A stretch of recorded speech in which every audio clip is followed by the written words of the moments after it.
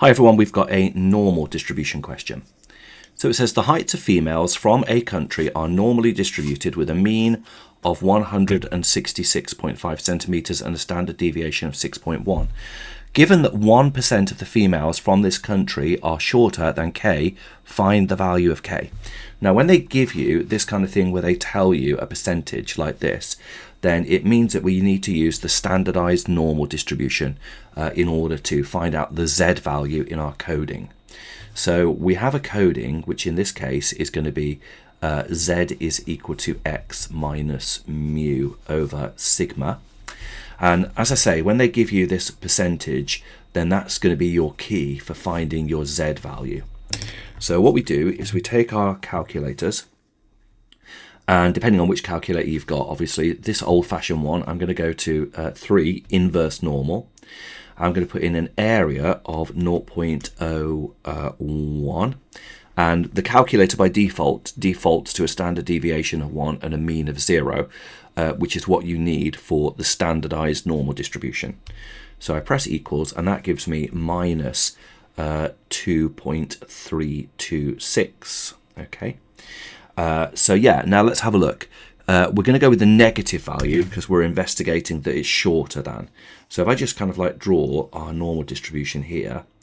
So we've just done, for finding our Z values, there's our mean of 0. Now we've got this Z value over here at minus 2.326, but there is another value over here at 2.326. So we need to make a decision about which one of these we're going to use. Okay, so we're kind of like we're expecting it to be shorter, so we're going to go use the negative value over here.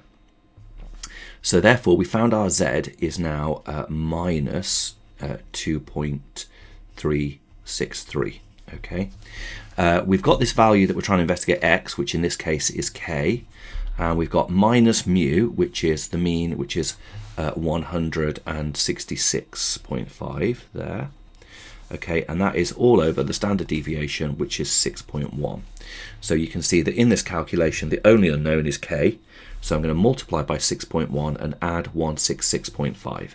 And when I do that, that gives me that K is 152.0857. So we found out what our K value is there. Okay.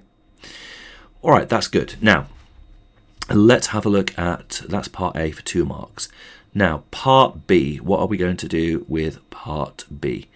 It says, find the proportion of females from this country with heights in between 150 and 175.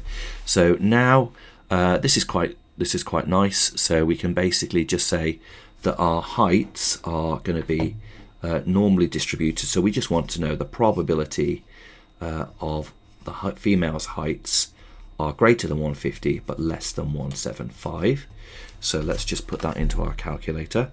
So this is just going to be, again, the normal CD, and the lower value is 150 and the upper value in this case is 175.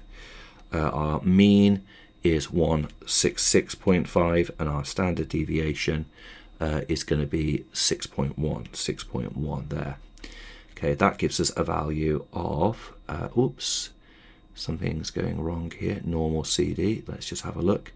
Lower is 150, up is 175. I've probably got my, oh, look what I've done. It's the standard trick. I've put my mean and standard deviation the wrong way around. That's so annoying.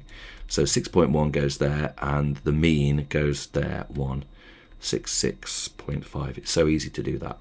So we work that out. That looks better, 0.91484.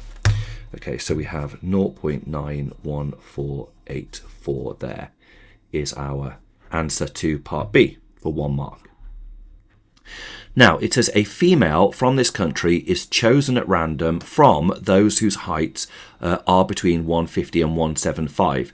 Find the probability that her height is more than 160. 4 marks. Wow.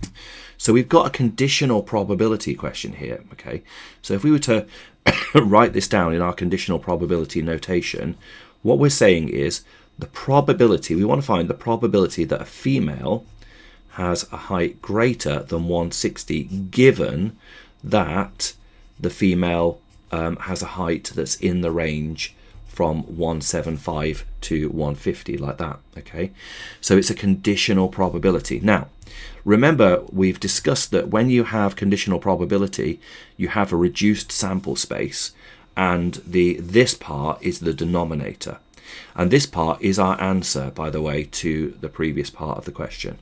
So the denominator is the probability. Well, in fact, let's write it out in a way that just makes it crystal clear. So what we're saying is that we've got a denominator of the probability that a female's height is between 150 and 175, like so, okay?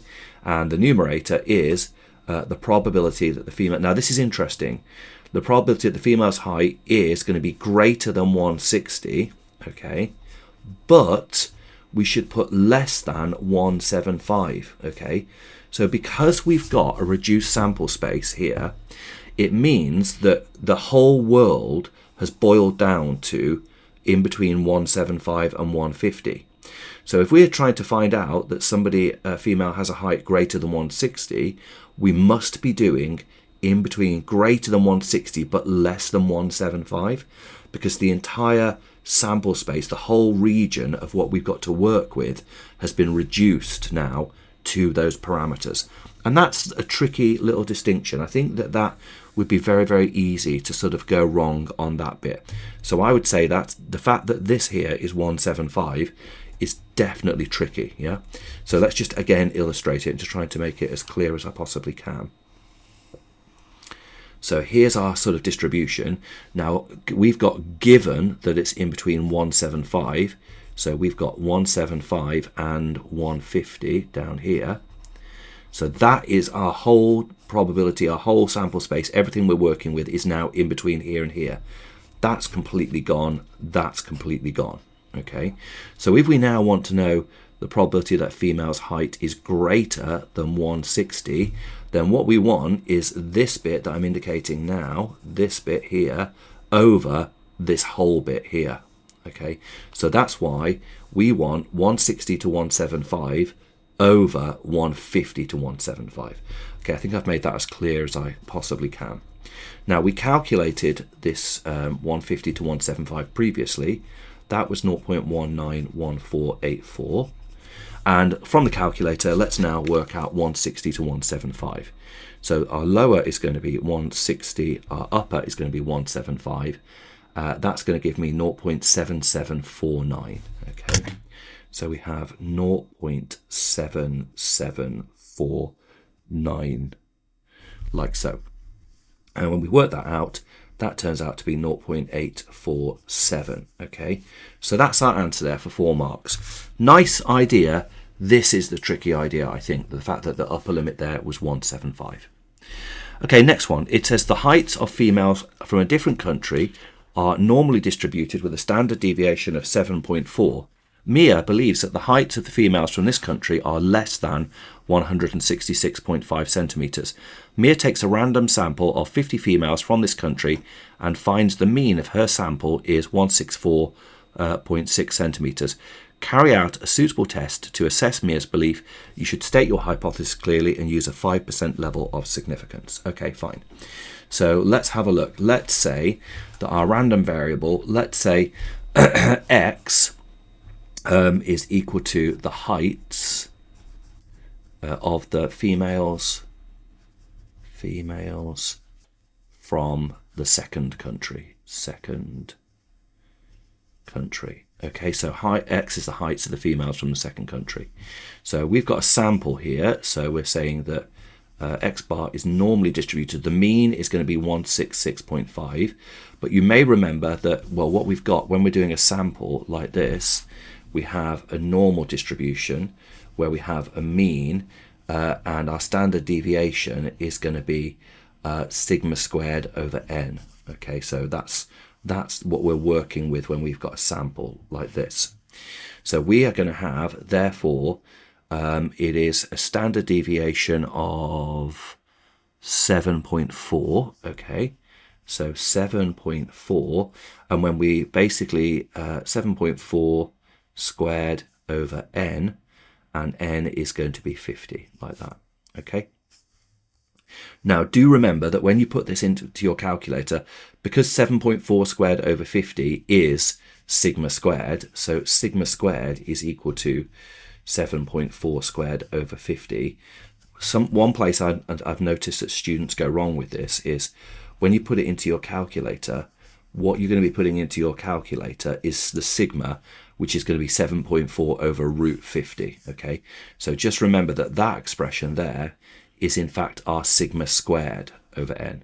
So when we put it into the calculator, we want to put the square root of this in, which is just going to be 7.4 over root 50. Okay, so that's our sample. Now let's define our null and our alternative hypothesis. So our null hypothesis is that the mean is the same, going to be 166.5. Mia suspects that they are shorter, the females from the second country. So therefore, with our alternative hypothesis is 166.5. Mu is less than 166.5. Okay. So now in our calculator, let's work out. Mia found that the mean height was 164. So we want to work out the probability that x is less than 164.6. So let's put that into our calculators. So into our calculators, we're going to have a lower value. I'm using the basic calculator, so I'm just going to put a really big negative value for my lower. My upper is in this case going to be 164.6. 164.6. My standard deviation is going to be 7.4 over root 50. 7.4 divided by the square root of 50, close bracket. And my mean is equal to 166.5, because the mean doesn't change. 166.5. Okay, so I worked that out, and that turns out to be 0.0347. So that is 0.0347. So now it's time to compare this with our significance level. We've got a one-tailed test, and we have a significance level of 5%, which is 0.05.